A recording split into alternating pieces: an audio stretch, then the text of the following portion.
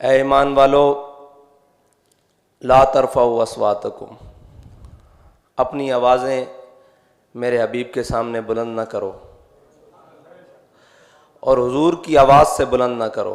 یہ جب آیت مبارکہ نازل ہوئی تو جناب صدیق اکبر نے عہد کیا، افضل الخلق بعد الانبیاء، خلیفہ بلا فصل، آپ نے عہد کیا کہ اب کے بعد میں حضور سے ایسے بات کیا کروں گا جیسے راز کی بات کی جاتی ہے، اتنی آہستہ۔ اور حضرت عمر رضی اللہ تعالیٰ عنہ حضور سے اس طرح بات فرماتے کہ سید عالم صلی اللہ علیہ وسلم کو دوبارہ پوچھنے کی حاجت آتی، مطلب اتنی آہستہ۔ جب یہ آیت نازل ہو گئی تو صحابہ کرام نے اس پر سب نے عمل شروع کر دیا۔ صرف میرے رب کو اتنی بھی بات پسند نہیں کہ میرے حبیب کی آواز سے کسی کی آواز بلند ہو جائے۔ اور سامنے کون ہے؟ رضی اللہ عنہم ورضوا عنہ، جن سے اللہ راضی اور وہ اللہ سے راضی۔ کن کو کہا جا رہا ہے کہ آپ نے آوازیں پست رکھنی ہے؟ کہ جن کے عمل کے بارے میں سید رسول اللہ صلی اللہ علیہ وسلم نے خود فرمایا میرے صحابی نے جو ایک مٹھ جو اللہ کی راہ میں خرچ کیا، اگر کوئی اس کے بعد احد پہاڑ جتنا سونا بھی خرچ کرے تو وہ برابر نہیں ہو سکتا۔ اس کی وجہ کیا ہے؟ کہ وہ اخلاص اور نیت ہے جو قیامت تک کسی کے دل میں پیدا نہیں ہو سکتی، کیونکہ اللہ نے ازل میں جن کو چنا، ان اللہ نظر فی قلوب العباد، اللہ نے ازل میں تمام لوگوں کے دلوں پر نظر ڈالی، صحابہ کے دلوں سے پاکیزہ دل کسی کا دل نہیں پایا گیا، اس لیے انہیں حضور کی غلامی کے لیے چنا۔ نبی کریم صلی اللہ علیہ وسلم کے بارگاہ میں اونچی اور چلا کے بات کرنے والوں کے لیے بہت وعیدیں اللہ تعالیٰ نے قرآن پاک میں نازل فرمائیں۔ اسی طرح یہ مسئلہ ہے ادب کا، اور اس بارگاہ خاص کا ادب جس کے بارے میں عزت بخاری نے کہا کہ ادب گاہے زیر آسماں عرش نازک تر، اور نفس گم کردہ می آیت جنید و با یزیدی جا۔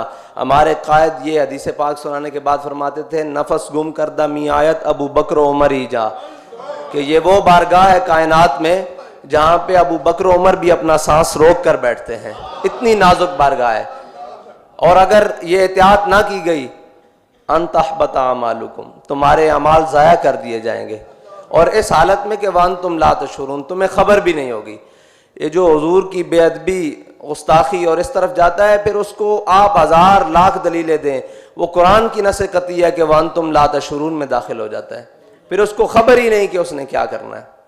ادب پہلا کرینہ ہے محبت کے کرینوں میں، ادب کے سوا کچھ بھی نہیں۔ اور مغز قرآن روح ایماں جان دیں ہست حب رحمت للعالمین، جو ادب ہے وہ سارا کا سارا حضور کی محبت ہے، جو اسلام ہے سارا کچھ حضور کی محبت ہے، اس کے بغیر نہ کوئی بات ہے۔ یہ تو صحابہ کرام کا ادب، اب جانوروں کا حضور کے سامنے ادب۔ ام المومنین حضرت عائشہ صدیقہ فرماتی ہیں ہم نے ایک بکری گھر میں رکھی ہوئی تھی، جب سید عالم صلی اللہ علیہ وسلم گھر میں تشریف نہ ہوتے تو وہ بے چین ہو جاتی، کبھی دائیں کبھی بائیں، کبھی اوپر کبھی نیچے، کبھی مشرق سے مغرب، شمال کی جنوب، پورے گھر میں بھاگتی رہتی۔ اور فرماتے جب رسول اللہ گھر میں تشریف فرما ہو جاتے تو وہ ایک کونے میں لگ کر بیٹھ جاتی، اور لم یترمرم مخافۃ ان ینتبہ رسول اللہ، وہ زور سے اپنی پونچھ بھی زمین پر نہ مارتی کہ کہیں حضور کی طبیعت پر گراں نہ گزر جائے۔ اور یہ ہے جانوروں کا حضور کے سامنے ادب۔ اور اسی طرح ایک انصاری صحابی وہ آئے حضور کے پاس، کہا حضور اونٹ سرکش ہو گیا ہے، باغ بھی خشک ہو رہا ہے، فصلیں بھی خشک ہو رہی ہیں، ہم اس کے اوپر پانی لاد کے باغ کو بھی پانی دیا کرتے تھے اور فصلوں کو بھی پانی دیا کرتے، وہ سرکش ہو گیا ہے، وہ اپنی پیٹھ پر کسی کو سوار نہیں ہونے دیتا، اور ہم نے اسے ایک باغ میں بند کر دیا ہے، اور جو باغ میں جاتا ہے اس کو کاٹتا ہے۔ سید عالم صلی اللہ علیہ وسلم خود تشریف لے گئے، آپ جب سامنے باغ کے گئے آپ نے فرمایا دروازہ کھول دو، انہوں نے کہا حضور یہ وحشی ہو گیا ہے، حضور نے فرمایا دروازہ کھول دو۔ جب دروازہ کھلا تو وہ بھاگتا ہوا حضور کی جانب دوڑا، اور آ کے اس نے، ہمارے قائد کہتے تھے لمبے لمبے ہونٹ حضور کے قدموں میں رکھ دیے۔ یہ تو ہو گیا جانوروں کا حضور سے ادب۔ اور معاہدہ حدیبیہ کے دوران جب معاہدہ لکھا گیا تو اس پہ لکھا گیا ھذا ما کتب علیہ محمد رسول اللہ، تو قریش نے جو ان کی طرف سے معاہدہ کرنے والے افراد تھے انہوں نے کہا کہ یہ تو جھگڑا ہی ختم ہو جاتا ہے، کہ اگر ہم آپ کو محمد رسول اللہ مان لیں، تو انہوں نے کہا یہ محمد ابن عبداللہ کریں اور رسول اللہ آگے سے مٹائیں۔